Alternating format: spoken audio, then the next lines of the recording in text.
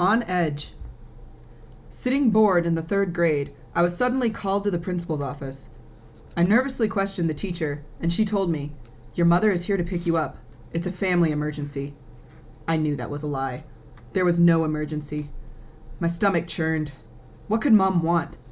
Mom signed me out, and I hopped into her new forest green Jeep, steadying myself for whatever would come next. The rack? The guillotine? What would I receive from her? "Let's go see the aspen change," she said excitedly. She was as playful as a child, and I radiated my excitement. She just got me out of school to play with her? This is awesome! My heart swelled, and an enormous smile slowly covered my face. "Let's go, Mom, and stop at Dairy Queen for a chili dog." She beamed. "Yes, you bet, with extra onions," she said. I felt like I had just met my mother, and she was ideal, charming, and beautiful. We climbed higher into the Rocky Mountains, radio blaring, the Moody Blues and In Excess, and I quickly understood her love of Colorado, rich in environmental treasures. The sheer size, the mountain ranges, and the clear waters, Mother Nature at her best. It also brought out the best in my mother. After a couple years, Mom and I moved into a small, but nice, 2-bedroom apartment. Usually she could get an apartment free for at least 6 months by initially complaining that things were broken and then refusing to pay rent. It was only she and I living there, so, unfortunately, I began to directly receive her abuse. More often than not, she was completely out of touch with reality. It felt as though her days were driven to try to hurt or even break me. She was so needy it exhausted me, so I started working, babysitting, 5 days a week, 8 hours a day during my summers.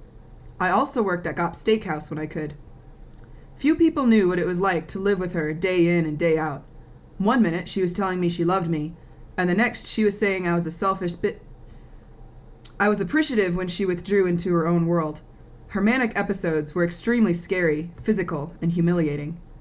Many nights she scattered a bottle of scouring powder all over the floor, sink, and countertops. My lungs burned so much it felt as if I was eating fire. "Scrub this mess up!" she yelled.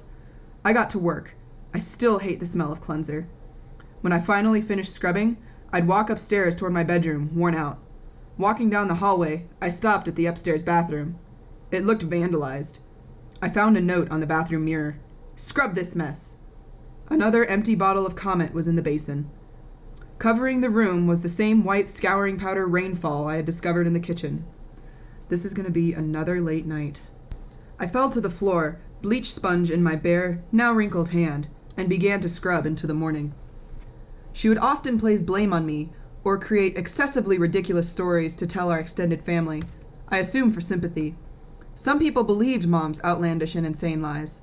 She loved sympathy, and often perjured herself time and time again to get it.